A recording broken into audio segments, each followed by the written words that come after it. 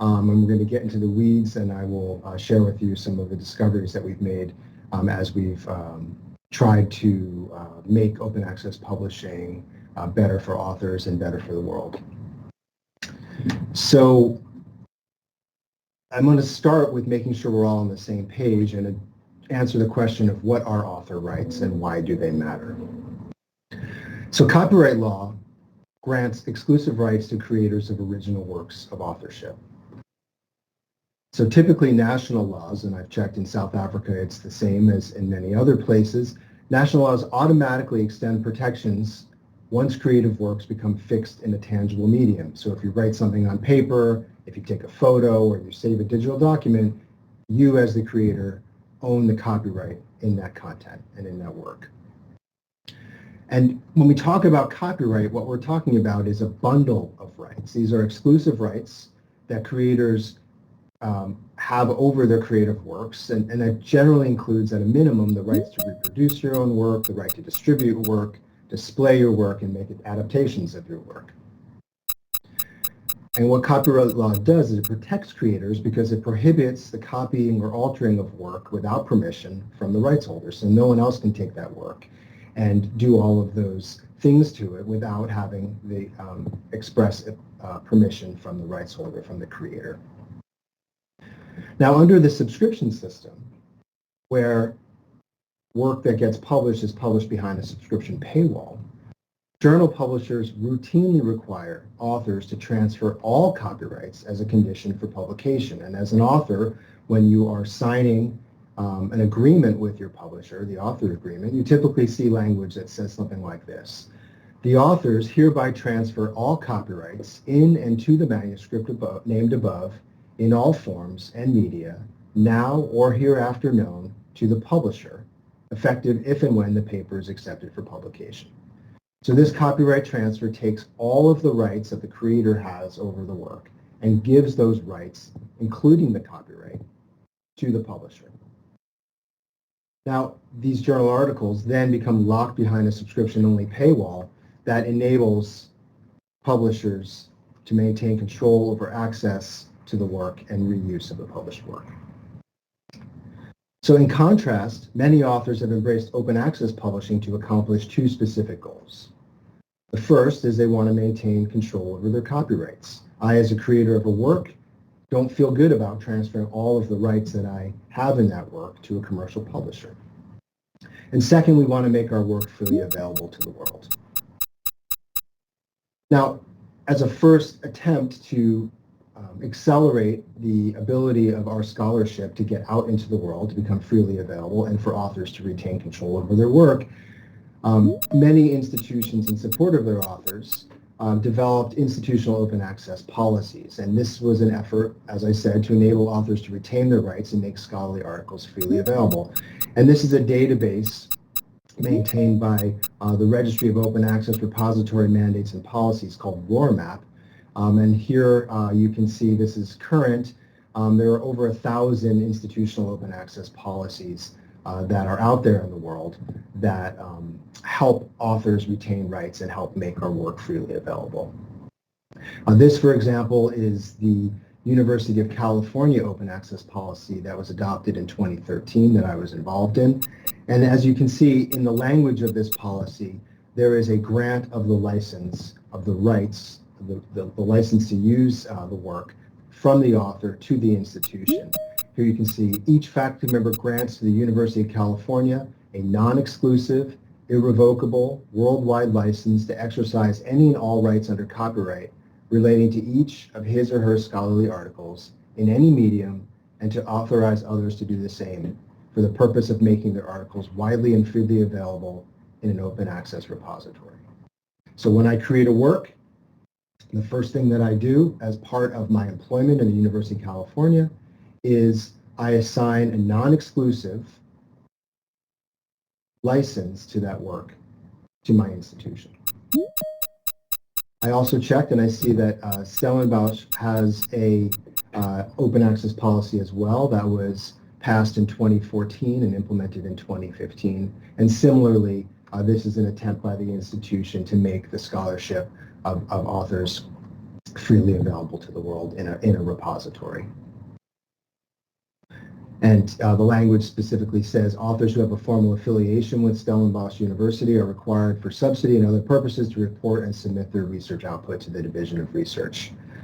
And the library, this is interesting, the library will seek where necessary permission for all content that is made accessible via SunScholar. So SunScholar is the repository, and the library manages all of the permissions to make that content freely available. And we can talk about some of the issues and conflicts that arise from that process towards the end. Okay, so as a way for authors to make their work freely available and to kind of maintain control over their rights, the open access movement has promoted Creative Commons licenses as a system for authors to retain copyrights and decide how their work is used by end users. So the Creative Commons system is kind of organized like this. CC stands for Creative Commons, which denotes that the license is a Creative Commons license. BY means by. End users must attribute and say who made the work, who the work is by. And then we can put some restrictions on the use of that work by end users. So we can put non-commercial or NC restrictions. The work cannot be used for profit. If we put a share alike, an SA license on the work, then all derivatives or reuse must apply the same Creative Commons license. Or we can put an ND, meaning no derivatives, so that means no changes or alterations can be made to the work. Creative Commons licenses restrict what end users may do under the license, but not what the licensor, the creator, or the rights holder can do. Licensors are free to do whatever they want with their own work. So I can assign a license, a restrictive license like a non-commercial or no derivative license to my work, put my work out there in the world. Those restrictions, those non-commercial and no derivative restrictions apply to end users, but I am free to do whatever I want with my own work. In the most liberal license, like CC BY, that allows anyone to distribute, remix, adapt, and build upon the material in any medium or format so long as proper attribution, BY, is given to the author. For discipline-specific reasons, some authors would like non-commercial, NC, and or no derivatives, ND restrictions on what end users can do with the work. Again, authors expect that these Creative Commons licenses will enable them to retain their rights. And we've been telling our authors the best thing they can do is publish open access to get their work out there and assign a Creative Commons license so that they can retain the rights to their own work and control what other end users can do with their work. Authors retaining copyrights and all rights therein is a key motivator for open access publishing.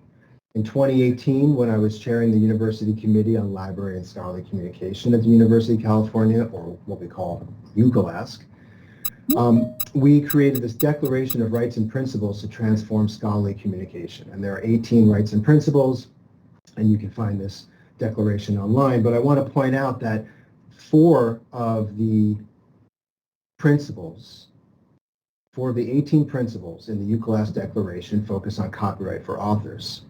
Number 1, the most important one, was no copyright transfers. We were no longer willing as authors to transfer our copyrights to commercial publishers. And when we said we should be allowed to retain copyright in our work and grant a Creative Commons attribution license of our choosing, our expectation as authors was that we would continue to control the rights that were all bundled within copyright. Okay? We wanted to see no limitations on authors' ability to reuse their own works. Authors should be able to reuse figures and tables and text from their published work without permission or payment.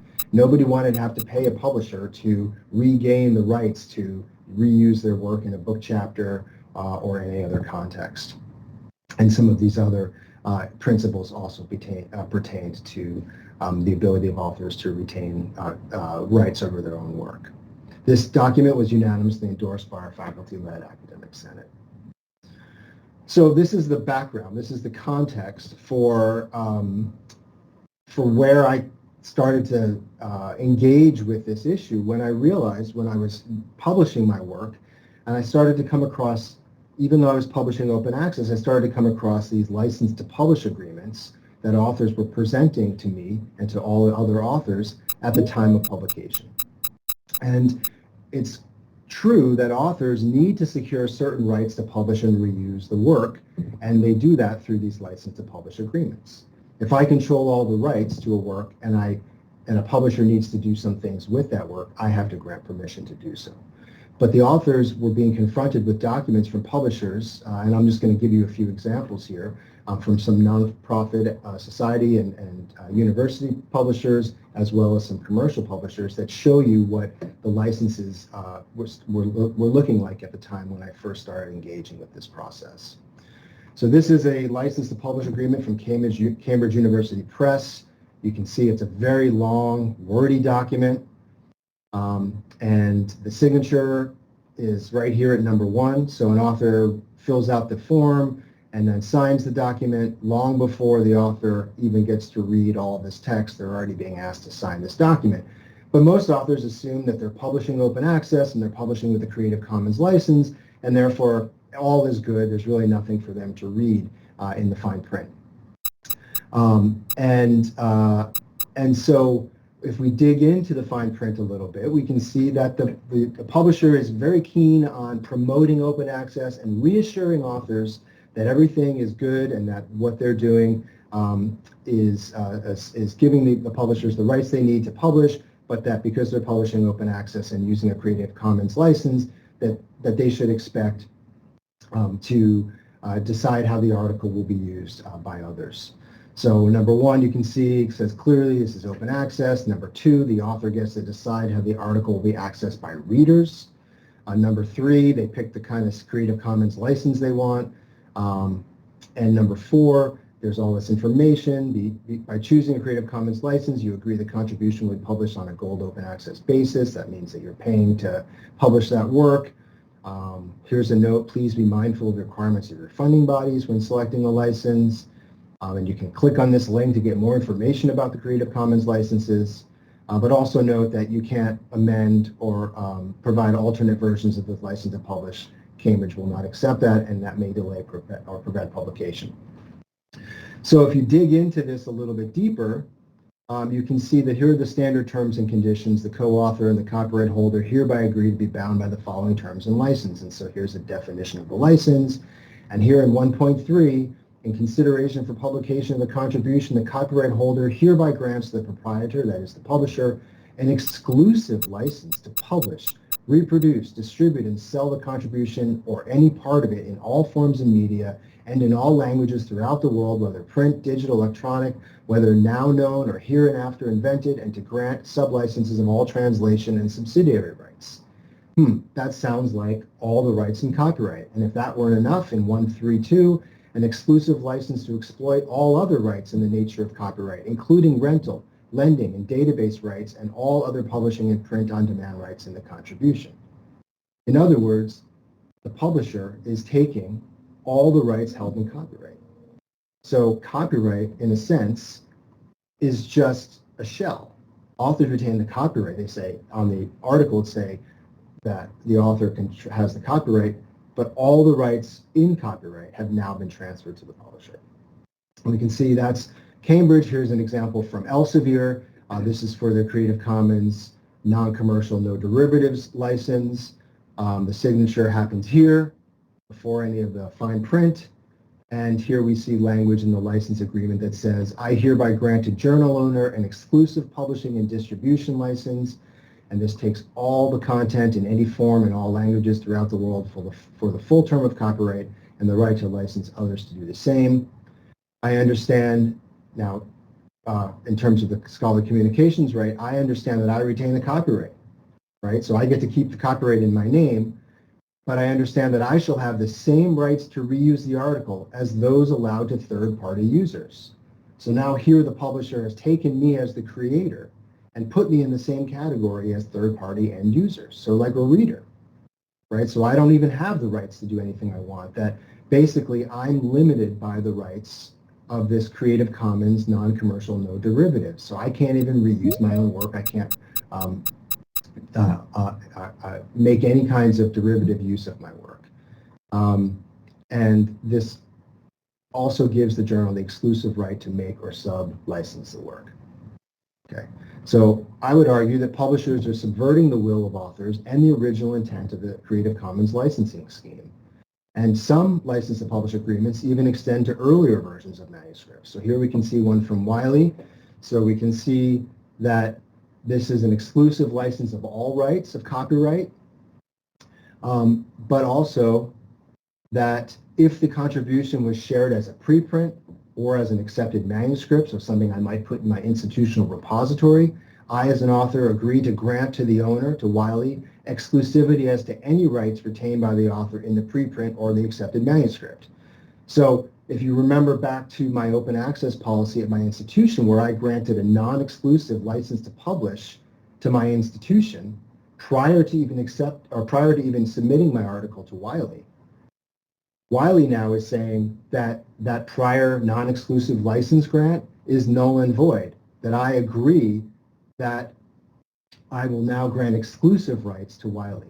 Now, of course, this creates a conflict in the contracts because I am, in effect, misrepresenting that I have the ability to assign an exclusive right to Wiley. I cannot because I've already granted non-exclusive rights to my institution. So I, as an author, am being forced to sign a document that I know is not true. I also want to show you just a couple others. This is De Gruyter's non-commercial, no derivatives.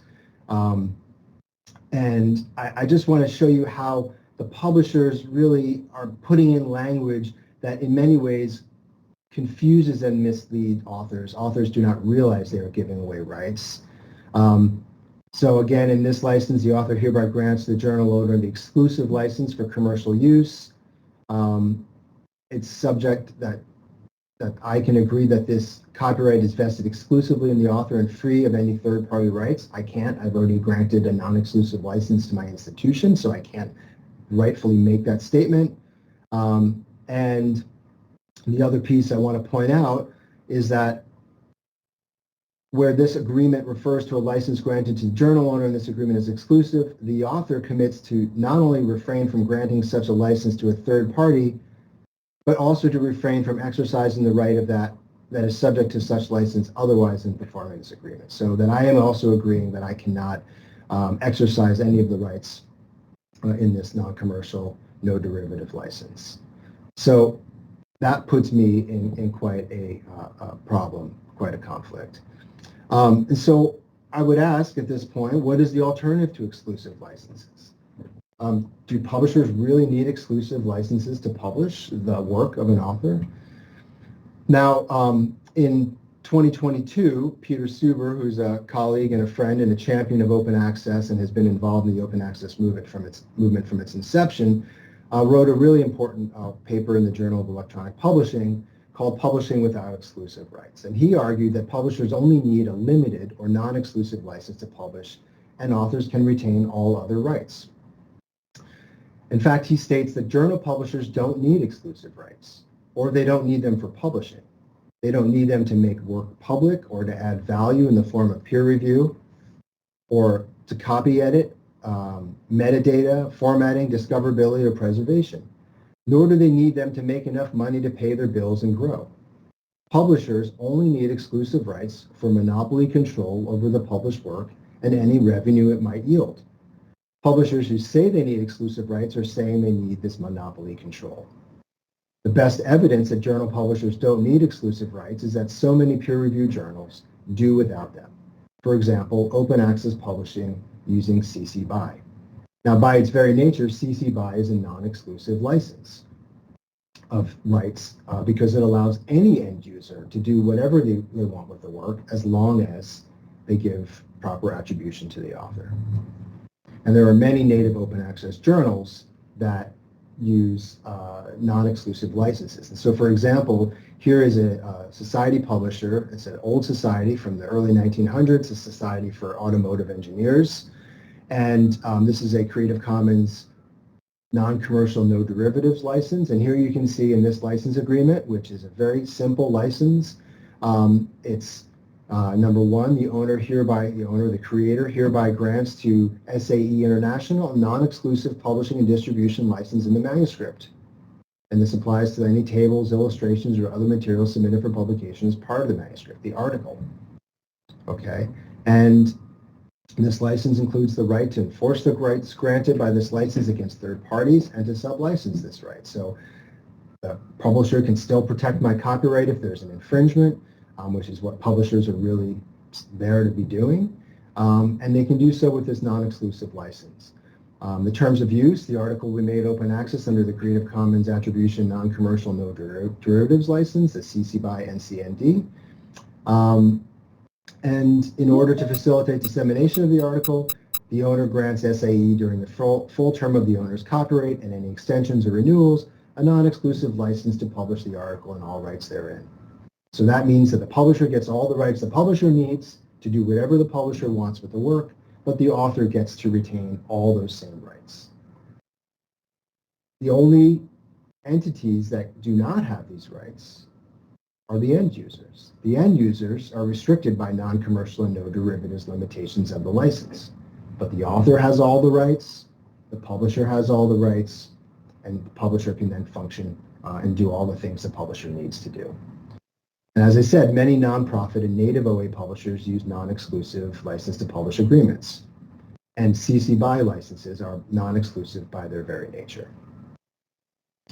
Now, knowing that this was a viable path forward, that non-exclusive licenses could solve the problem of publishers continuing to more or less implement the mechanisms of control and monopoly that they had under the subscription system and trying to apply those to the open access system, knowing that non-exclusive licenses was a viable path forward, we worked with the Academic Senate at the University of California, again, the University Committee on Library and Scholarly Communication, to make a resolution around these licenses. So UCLAS strongly supports retention of copyright and all rights therein. So not just copyright in name only, but all the rights held in copyright by authors.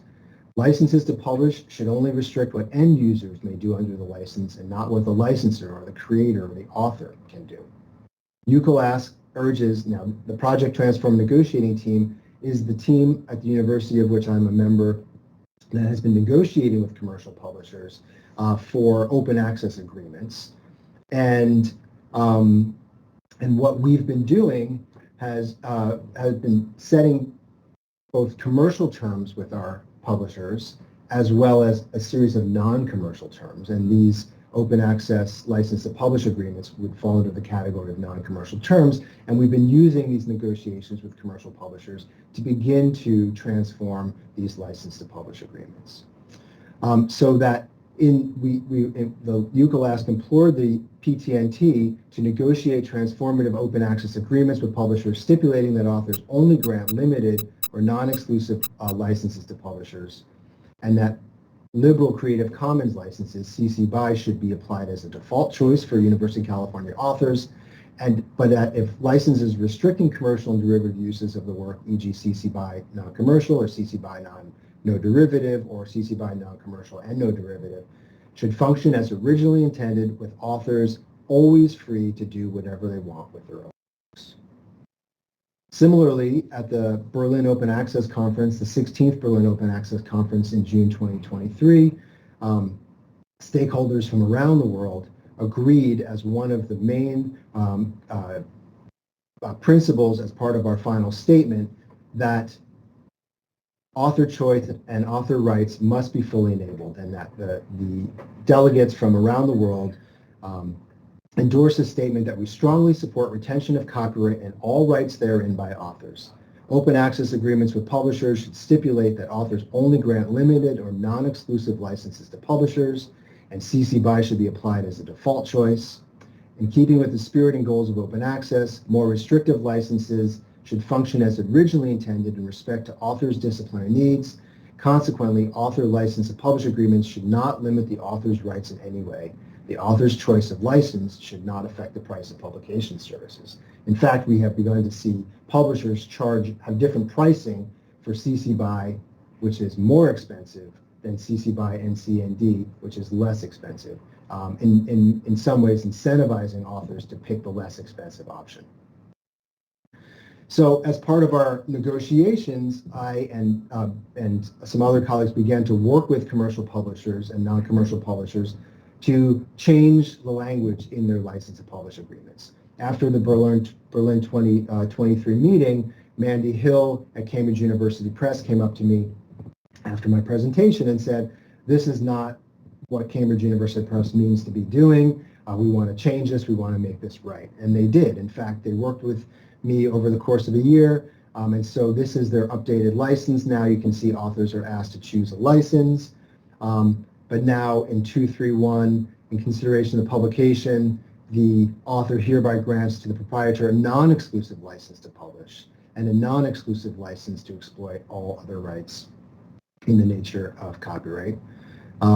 And that the Creative Commons license expressly prohibits any commercial reuse by the end user, making that really clear. But if somebody wants to make commercial reuse of the version of record, such use shall remain subject to Cambridge permission if the request is received by Cambridge, or the author's permission if the request is received by the author. So this is exactly what we want. We want a colleague to be able to say to an author, hey, can I reuse one of your panels in a book chapter I'm writing? I know it's Cambridge University Press, but I'm publishing this in Wiley. And the author says, sure, you have my permission. So the end user can come to the author or come to the publisher, because both the publisher and the author retain all the same sets of rights. It's the end users that have the restrictions. Similarly, I worked with Elsevier along with my colleague Arjan Schalken from the Dutch UKB consortium. We went back and forth with Elsevier over a year, and Elsevier in fact modified their worldwide license for non-commercial and no derivatives. And there are important lines in here that I'd like to share with you. So each author retains the right to reuse the article for their own commercial and non-commercial purposes, as well as create derivative works without permission from the journal owner or payment to journal owner. Nothing in this agreement shall limit the reuse rights of authors except in relation to the grants of rights of third parties for commercial purposes, and I will explain that here next. So each author agrees not to license to any third parties to exercise all or any rights in the article or any part of the article for commercial purposes. What happens in the Elsevier license that the author agrees that the third ability of the publisher to assign rights to commercial use by third parties vests solely in the publisher. Now you can expect something like that. Elsevier is a commercial publisher and has a business model, but this does not in any way impinge upon the author's ability to commercialize their own work. It just limits what the author can do in terms of assigning rights to third parties for commercial use. But for all other intents and purposes, the author retains all other rights in the work. Okay. Now, as I said, publishers only need a limited or non-exclusive license to publish, and authors can retain all rights. There are some licenses already out there. This one, for example, from the Proceedings of National Academy of Sciences, or PNAS. I started going through as many different license to publish agreements as I possibly could, and I would see that in the case of PNAS, they have the word non-exclusive, so that's good.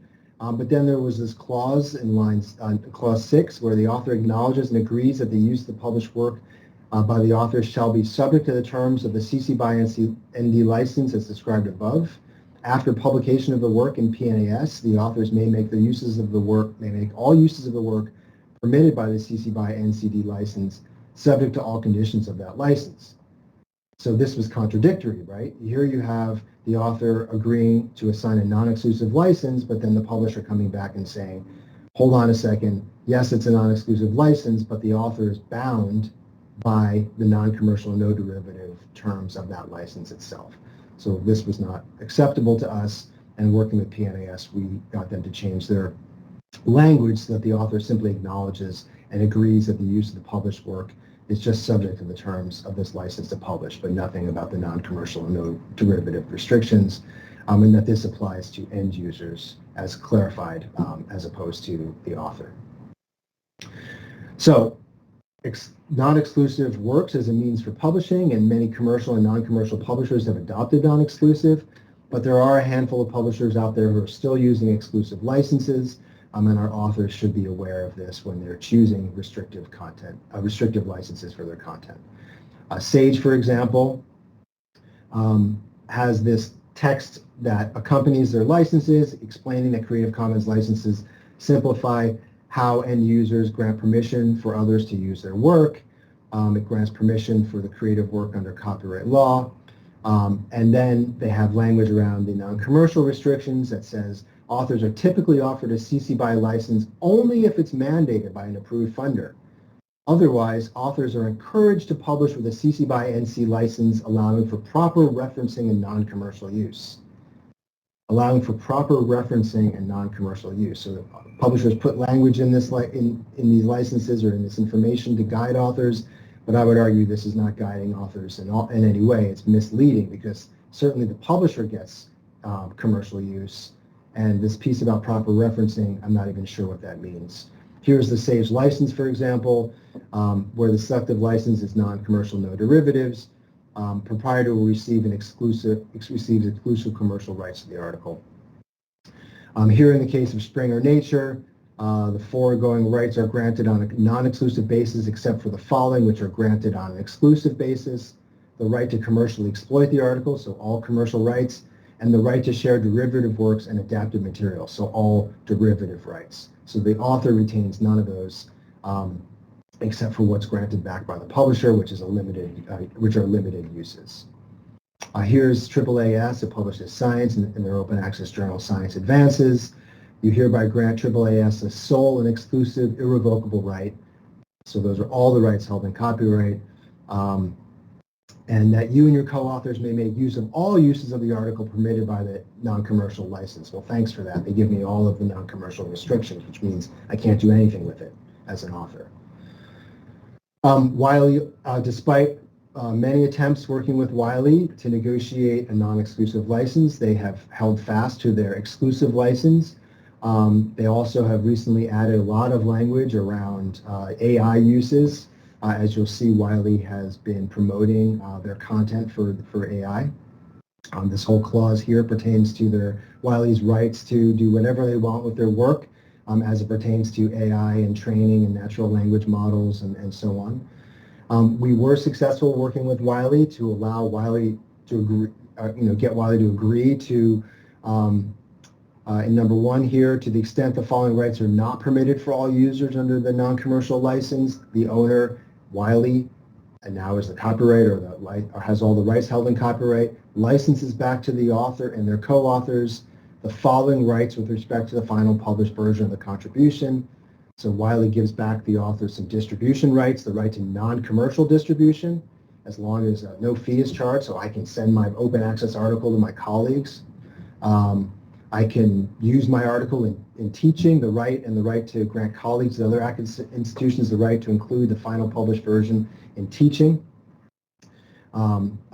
E-reserve, society academic collections, translations, the right to translate and authorize my own work or the work of my colleagues, and then also to include my work in professional society and academic institution collections. So at the end of my career, if I want to make a collection of all my work, Wiley has given me the right to do that. Again, this is not at all what we want when we publish open access. This is not consistent with the spirit of open access publishing or the Creative Commons licenses. In this case, Wiley was willing to give back some rights that in many ways don't threaten Wiley's bottom line. And that begs the question of why do publishers want exclusive rights to open access articles? And I'll give you a hint. It's the same reason they require copyright transfers for subscription articles. And the answer is they want to maintain monopolistic control, as my colleague Peter said so eloquently, and to make more money. Academic publishing industry generates over $19 billion US annually. The academic publishing industry has one of the largest profit margins, often 35 to 40% profit margins, which is larger than Google and Amazon and many other companies that you know of. 5 major publishers, Elsevier, Springer Nature, Wiley, Taylor & Francis, and Sage account for more than half of all the revenue and over 11,000 scholarly journals. There are between 3 and 5 million journal articles published each year. And I will remind you, for the vast majority of these articles, the academic publishing industry relies on free labor in the form of authors writing the work that the publishers don't have to pay for. Publishers don't pay for peer review that authors and scholars contribute, and the publishers don't have to pay for editorial services that many authors and scholars contribute. And then the authors give away that content to the publishers for free. The authors are not reimbursed for that content. So even though close to 60% of articles are now open access, and I would frame that as a combination of articles that have been paid to be made open access, as well as articles where the final version of author's final version is available in open access repositories and institutions, as I showed you through that ROAR map. But the fact that 60% of content is now open access, this limits opportunities for downstream monetization of content, especially when authors are choosing CC BY licenses, the most liberal licenses. Publishers still need to maintain control of scholarly content to support their legacy business models. So they are pushing more Creative Commons, non-commercial and no derivative licenses on our authors.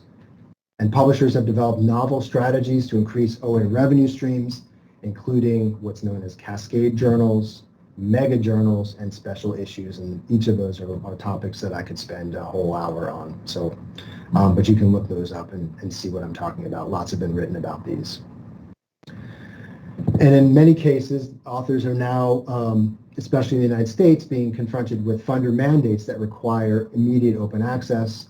The publishers are responding, many publishers are responding by requiring authors with funder mandates to pay to publish their work as open access. So extracting money out of the authors to do so.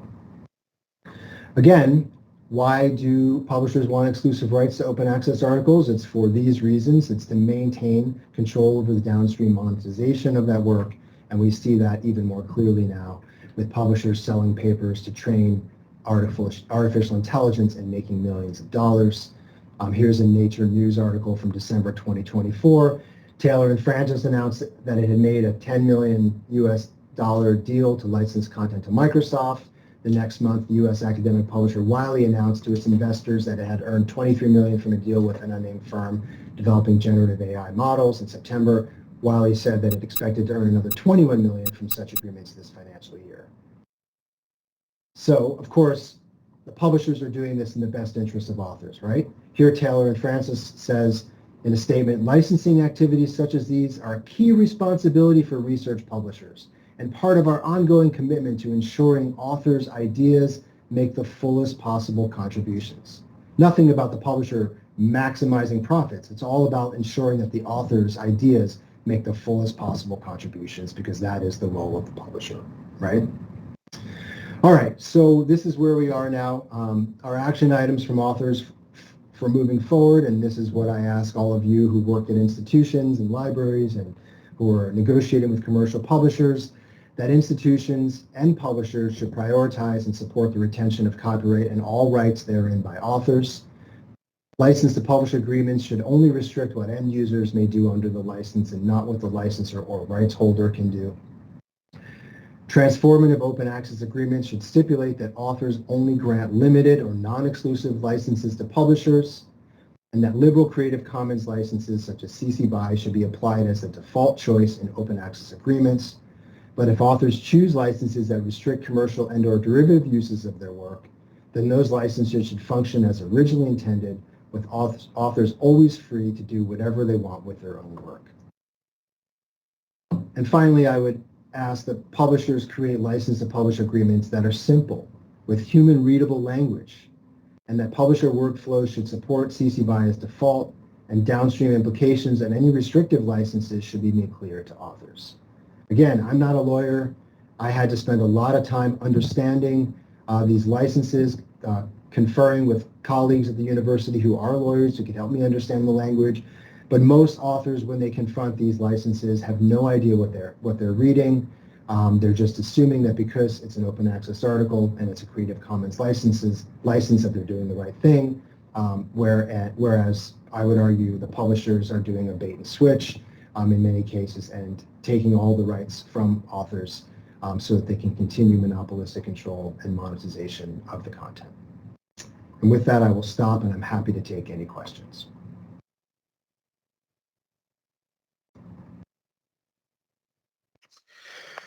Well, thank you. Thank you so much, Professor Snyder. I'm just still waiting for those virtual, clapping of the hands.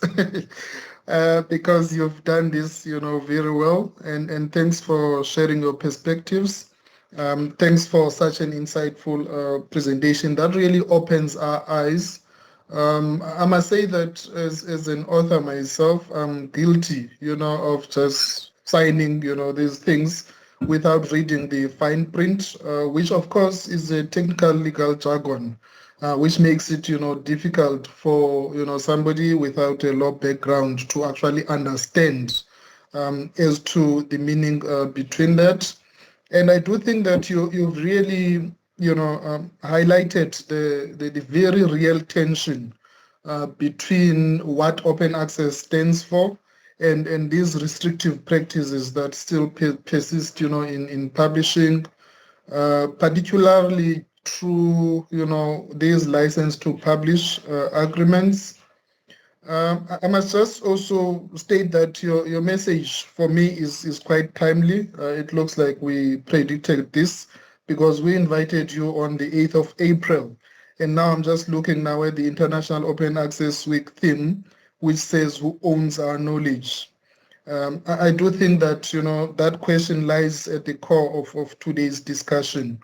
That really, speaks to whether authors retain the rights, of their work, or whether we transfer, the rights to somebody else, despite, the claims to open access.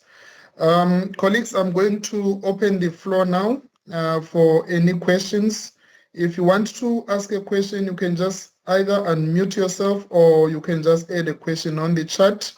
I do note that Denise Nicholson, one of our copyright fundis here in South Africa, has made some comments, in the comment section.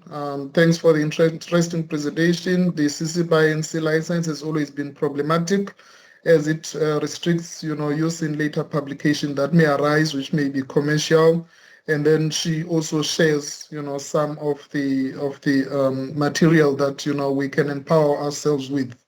And I see, Glenn, what an excellent presentation. I'm happy that, Glenn is here because she's part of Sandlick, an organization that normally, negotiates with these publishers, in terms of our transformational agreements. So are there any questions from the floor?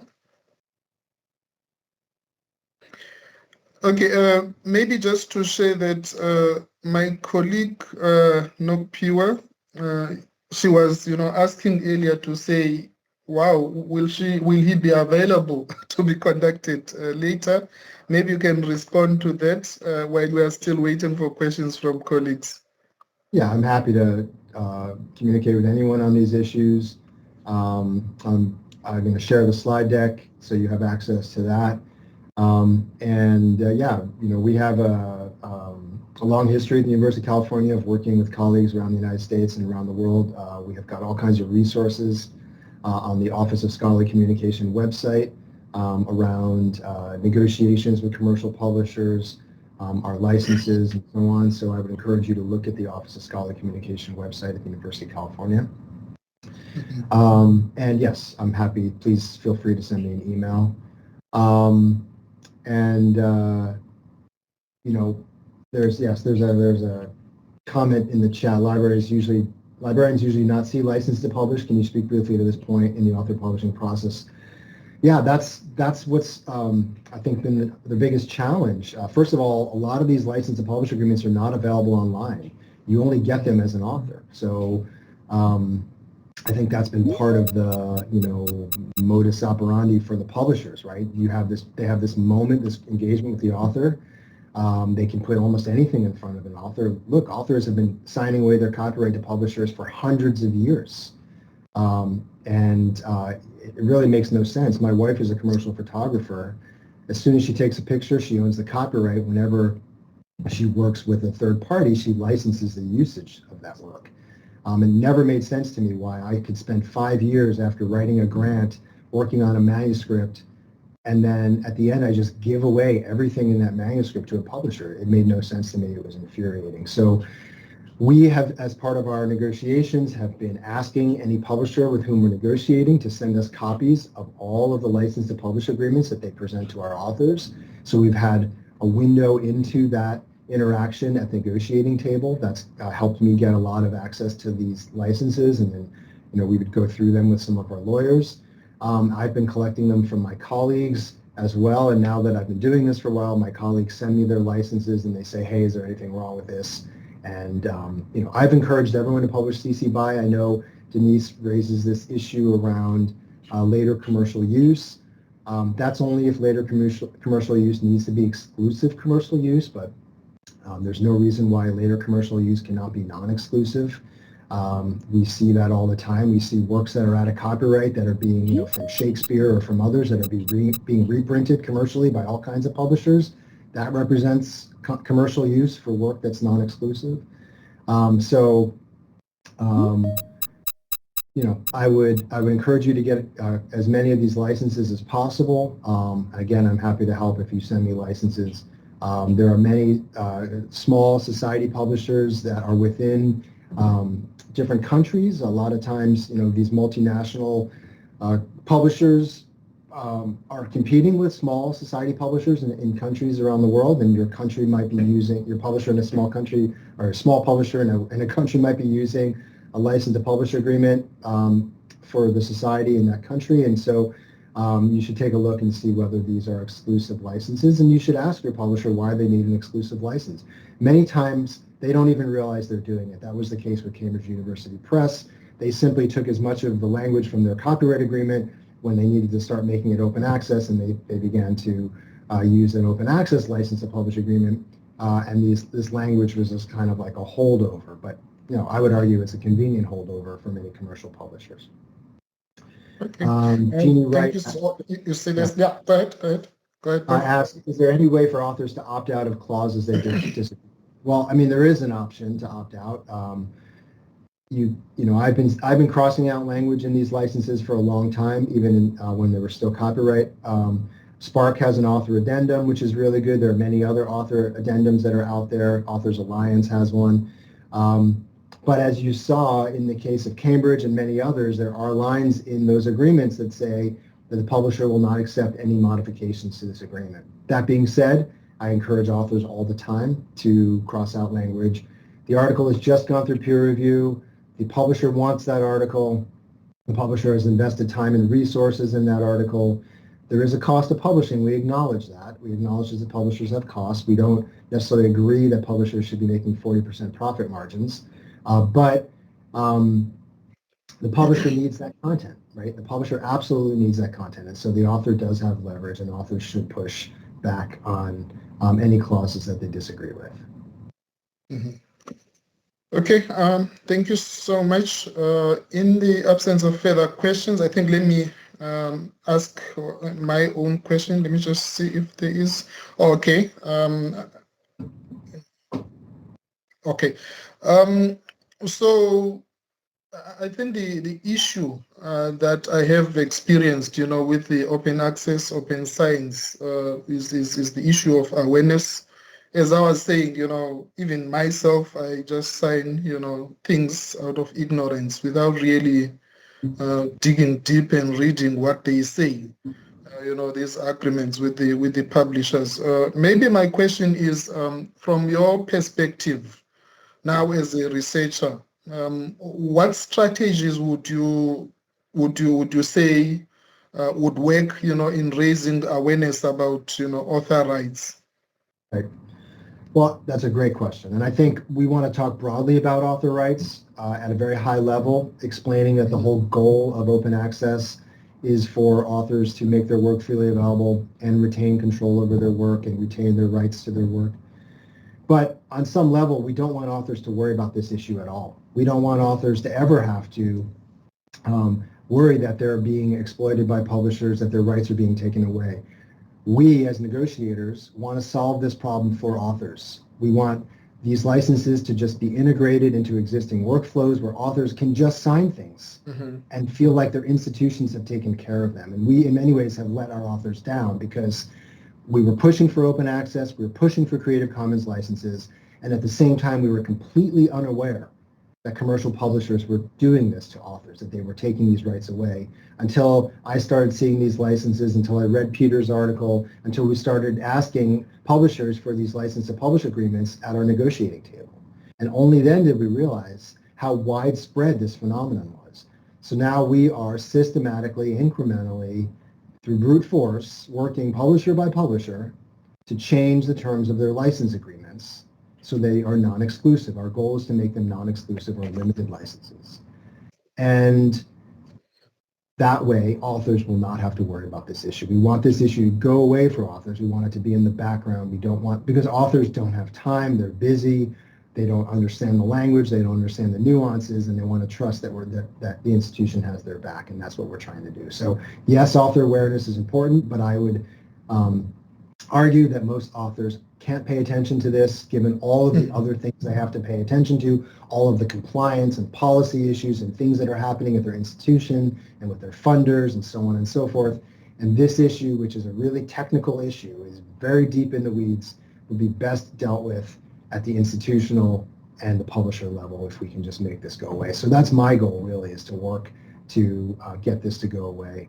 And it's helpful if more institutions, more negotiators are all saying the same thing, that the publishers are hearing this unified message that non-exclusive licenses are the goal, that Creative Commons license CC BY is the default choice because it creates the greatest amount of openness and ability for that work to be shared worldwide, and that these non-commercial and no derivative restrictions are really only for limited situations for end users and not for authors. Thank you so much. I'm glad because we have Sandlik here. I hope they are listening when they the next negotiations to look at things like this. But I'm just wondering why we have to negotiate these things. Because if it's a problem, in California, definitely it will be a problem elsewhere. So they expect everybody to negotiate, the same thing. But I do, get you that, through negotiation and collective advocacy, we can kind of secure favorable, agreements from these publishers. I don't think there is another presentation. It's really, a comment from Ms. Veli Checha to say thank you for the insightful presentation. I would like to inquire about the best way to identify the open access license terms, CC BY, CC BY NC, for journals in our current transformative agreements. Is there a central platform or tool we can use, or must this be verified per journal or via publisher dashboard? I do think that you responded, partially to that, but I'll let you just respond. Yeah, no, great question. Unfortunately, there's no easy way to go about this. Like you pointed out, it really is that transaction between the author and the publisher and the library and the institution typically does not have eyes into that interaction. So we've been collecting them, and we're talking about making a website. Where people can have access to these licenses. Generally, publishers use the same licenses for their whole portfolio. So in the case of Springer Nature, they've got a set of licenses for the Nature portfolio. They've got a set of license for the Springer, for Biomed Central, and for others. Like there's different licenses that go with a whole portfolio. That being said, like in the case of Wiley, about 50% of the journals published by Wiley are society journals, and each society may have their own license to publish agreement because of this historical legacy of that society and how they publish. So yeah, there's a lot of kind of on the ground work that has to happen to gather these licenses. But generally asking a publisher for all of their licenses that their journals use, a publisher should have access to that because those are the legally binding documents that allow the publishers to do things the publishers need to do. So the publishers are keeping track of them, and they should be able to provide them when asked. Okay, thank you so much. The other question, of course, I think, Girna, you will have the recording and it's going to be shared. But it would really be interesting if, Stanley has this. But in any case, I think that's a national issue, that we can discuss amongst ourselves. It doesn't really involve you. Now I'll just hand over to my colleague, Miss Nokupiwa Gunene, to just do a vote of thanks and we'll be done. Nogu? Thank you, Siviwe, and good afternoon, colleagues. We have come to the end of our webinar, and I'm not going to ruin Prof. Schneider's presentation by rehashing what has already been said. But on behalf of the Senior Director of Stellenbosch University Library, Ms. Ellen Tice, I have been asked to convey sincere gratitude to our speaker, Prof. Schneider, for his excellent presentation and for being a persistent advocate for open access publishing. Prof, you have eloquently educated all of us by shining the spotlight on the author-publisher rights conundrum that we had thought open access publishing would put behind us, as well as license rights that we as librarians are always asked to explain their meaning. And if I may dare say, the exploitation also of the researchers' works. As a librarian, we always appreciate if a researcher complement our work of informing and educating other researchers about open access publishing.